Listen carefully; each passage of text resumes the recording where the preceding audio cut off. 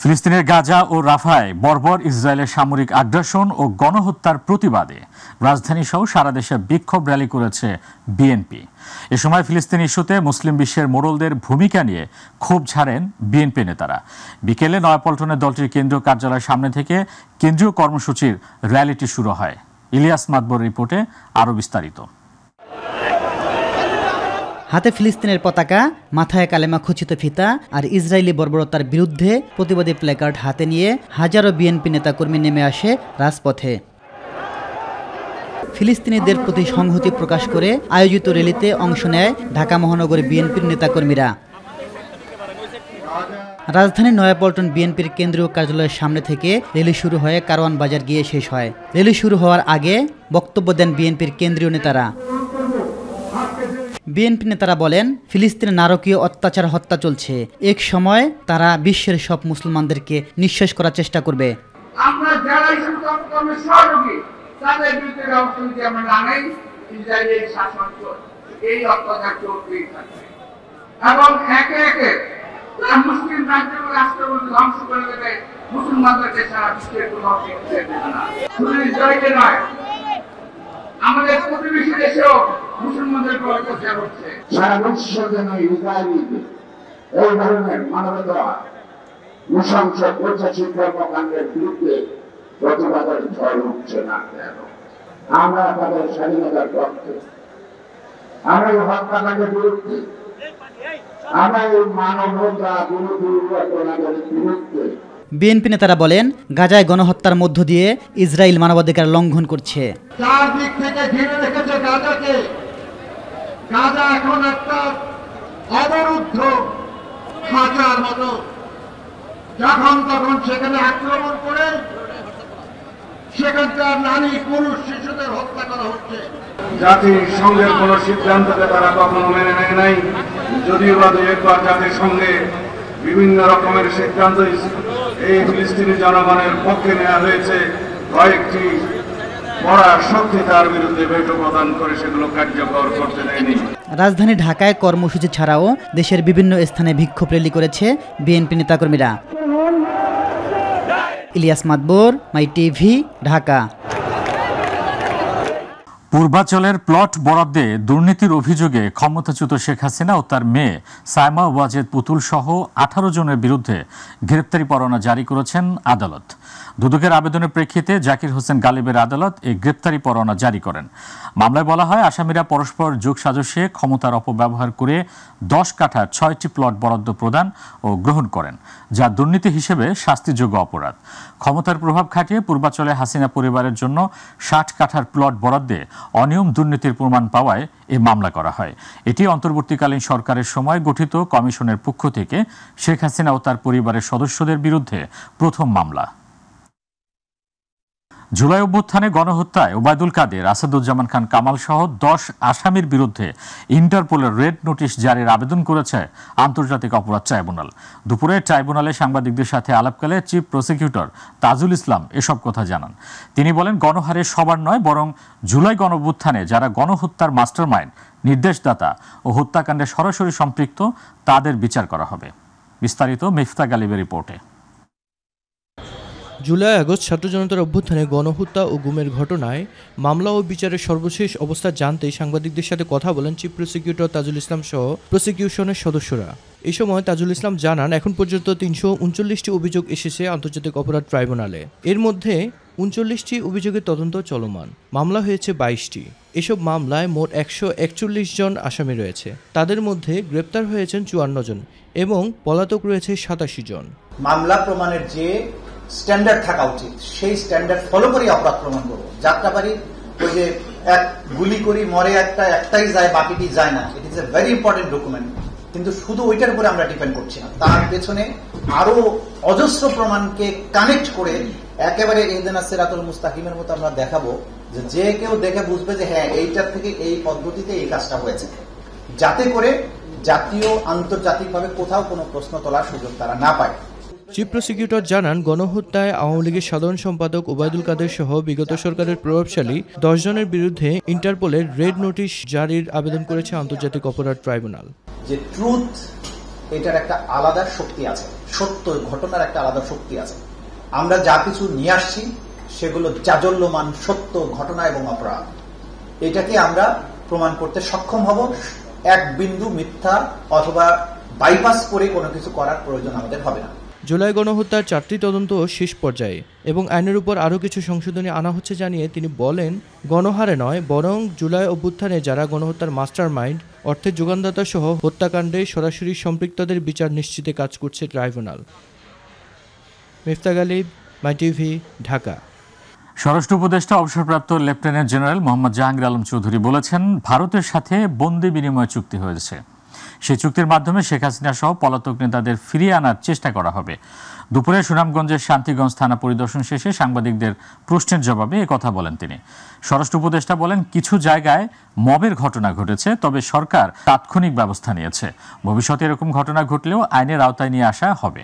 এ সময় আইনশৃঙ্খলা স্বাভাবিক রয়েছে উল্লেখ করে তিনি বলেন, সাধারণ মানুষ আরও 5 বছর এই সরকারকে থাকতে বলছে।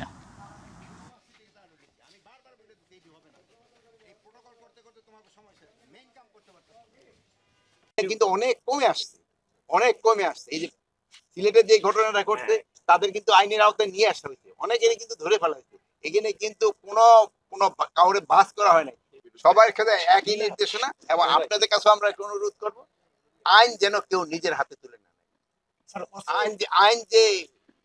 আইন প্রয়োগ করার যারা তাদের হাতে ভারতের ট্রান্সশিপমেন্ট সুবিধা বাতিলে বাংলাদেশ কোনো সমস্যায় পড়বে না বলে জানিয়েছেন বাণিজ্য উপদেষ্টা শেখ বশিরউদ্দিন।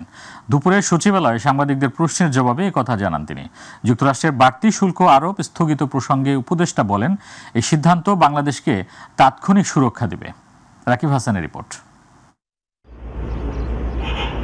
ভারতীয় স্থল শুল্ক স্টেশন ব্যবহার করে বন্দর ও বিমানবন্দর দিয়ে তৃতীয় দেশে পণ্য রপ্তানির সুবিধা পেত বাংলাদেশ।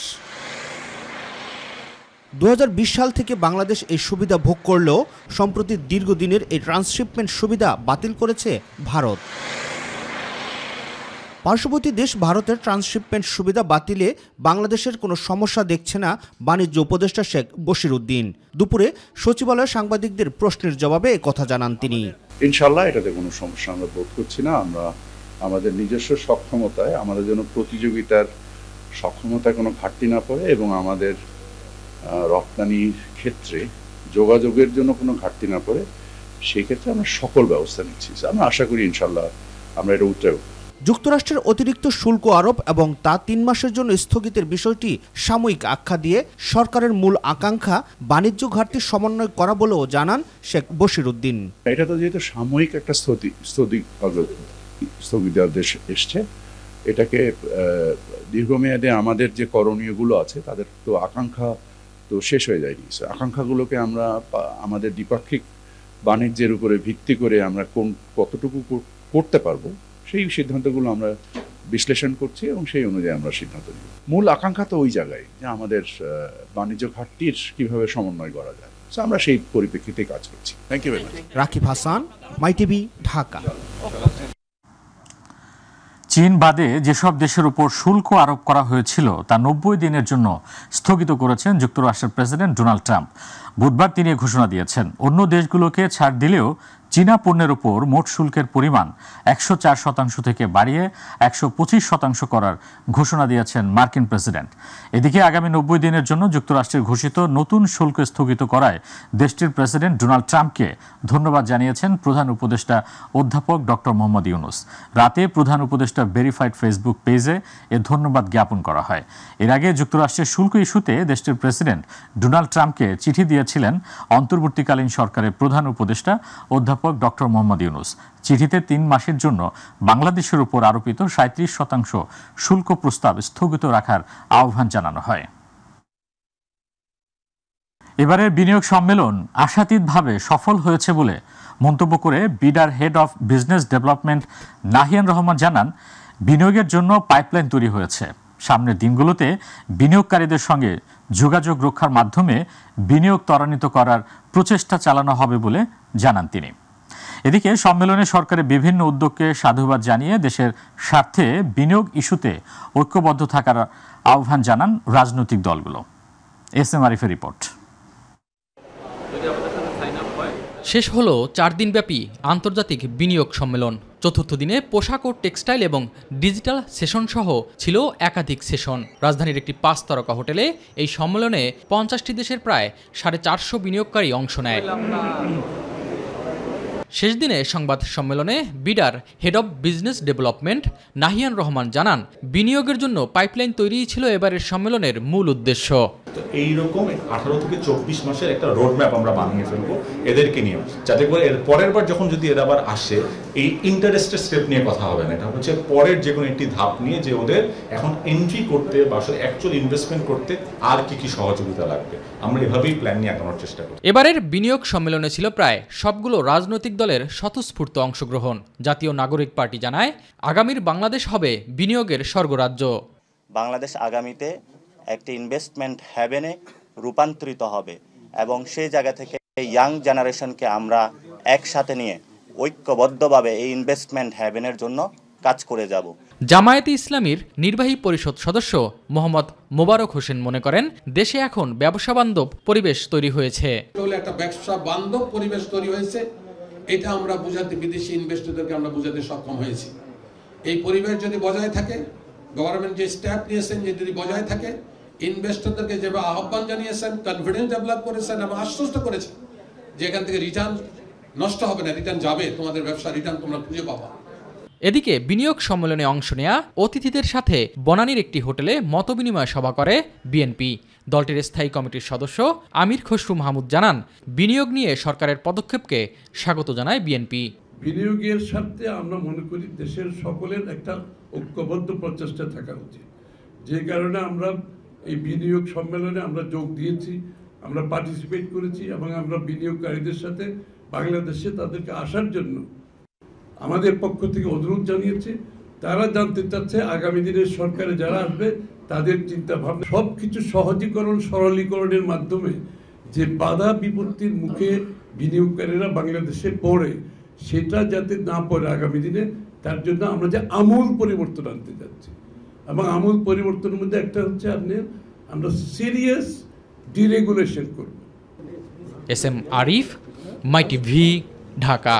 সারা দেশে শুরু হয়েছে এসএসসি ও সমমানের পরীক্ষা। এবারে প্রায় 19,28,000 পরীক্ষার্থী অংশ নিয়েছেন।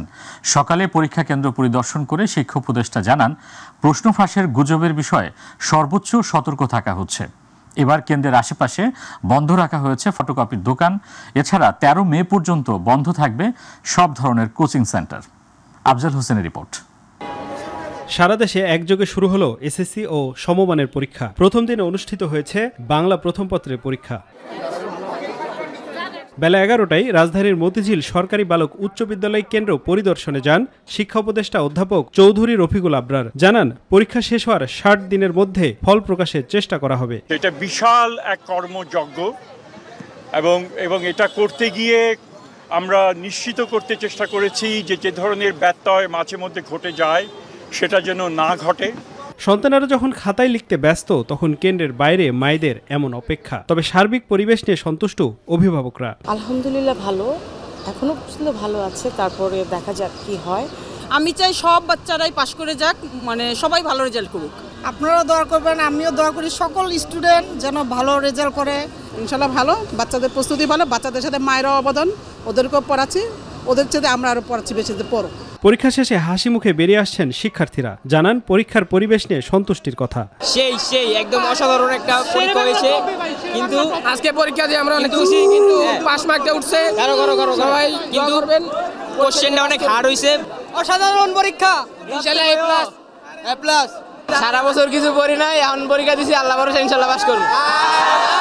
পরীক্ষা যেরকম ভাবছিলাম হার্ড হবে ওরকম তেমন হয়নি, এবং হচ্ছে যে বিষয়টা হচ্ছে পড়াটা বেশি, যে পড়লেই পারা যায়।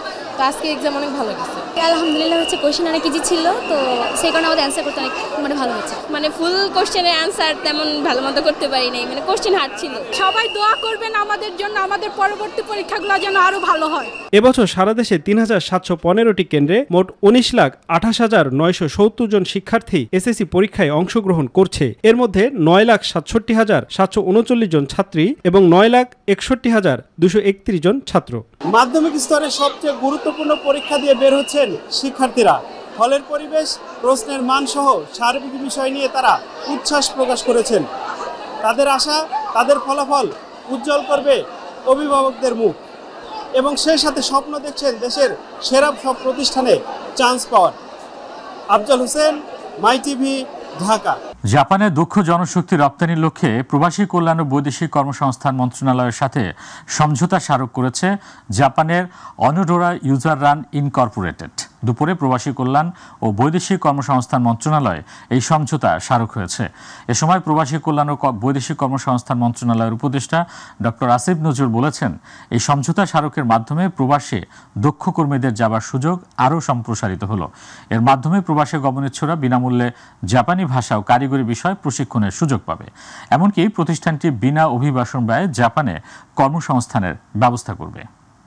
বাংলাদেশের 695 জন টেকনিশিয়ান ইন্টার্ন জাপানে গমন করেছে, কিন্তু এখন যে এমওইউটা হলো, এই এমওইউ হওয়ার কারণে জাপানে আমাদের দক্ষ কর্মীদের যাওয়ার সুযোগ আরও অনেক বেশি সম্প্রসারিত হবে।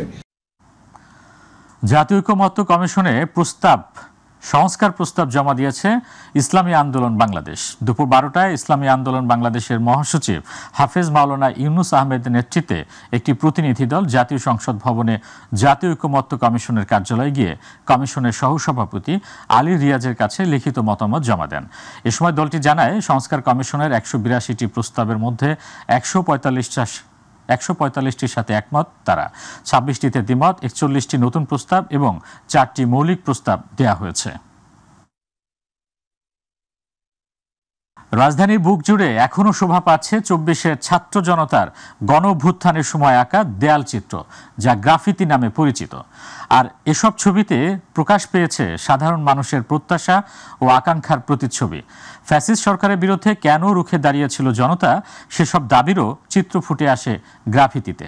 আর তাই নতুন স্বাধীনতার 7 মাস পেরিয়ে গেলেও কি মানুষের সেই প্রত্যাশা কতটা পূরণ হয়েছে, এ নিয়ে জাহিদ আহমেদ বাবুর বিশেষ রিপোর্ট।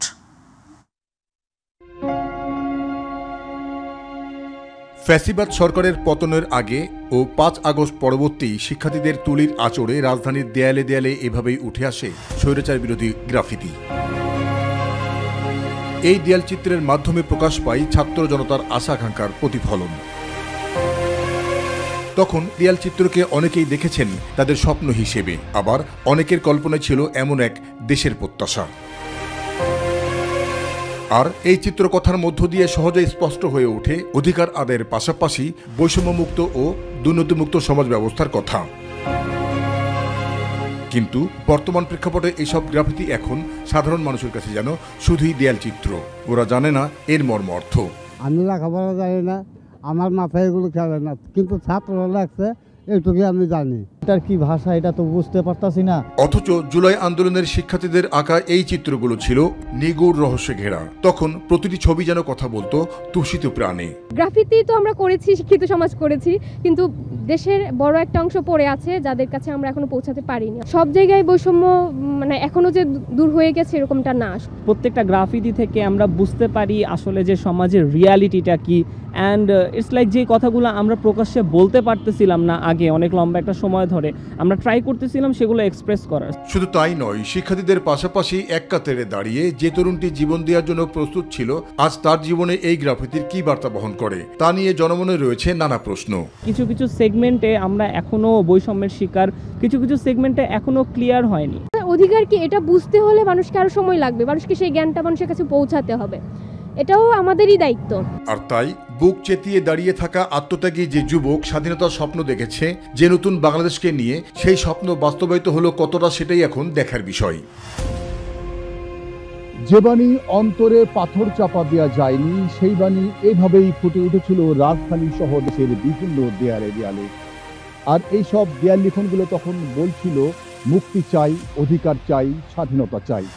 অতঃপর জুলাই গণ অভ্যুত্থানে শহীদদের রক্তে সেই কাঙ্ক্ষিত স্বাধীনতা ফিরে এসেছে ঠিকই, কিন্তু ফিরে আসেনি বাঙালির সেই বৈষম্যহীন অধিকার, এমনটাই বলছেন সাধারণ মানুষ।